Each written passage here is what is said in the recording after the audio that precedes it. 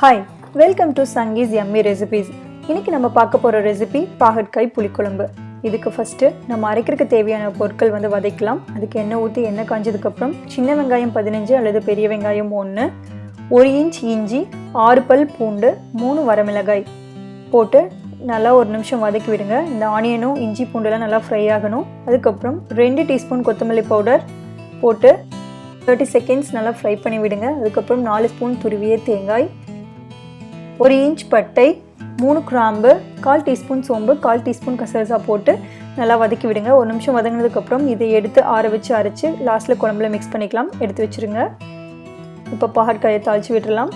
அதுக்கு 2 டீஸ்பூன் எண்ணெய், 1/4 டீஸ்பூன் கடுகு, ஒரு சின்ன வெங்காயம், கொஞ்சம் கருவேப்பிலை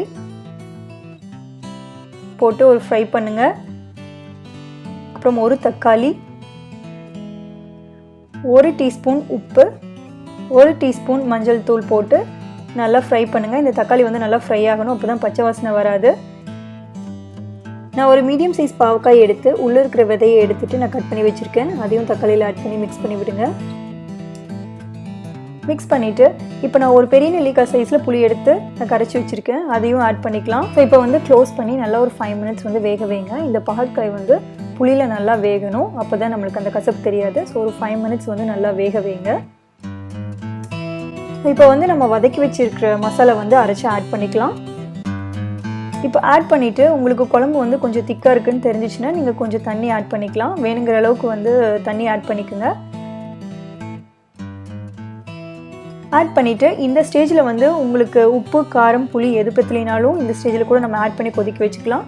ஸோ எது பற்றலைனாலும் ஆட் பண்ணி ஒரு 5 மினிட்ஸ் கொதிக்க வைங்க. இந்த பாகற்காய் நல்லா வேகணும், அது வரைக்கும் கொதிக்க வைங்க. ஸோ இப்போ 5 மினிட்ஸ் வெந்துருச்சு.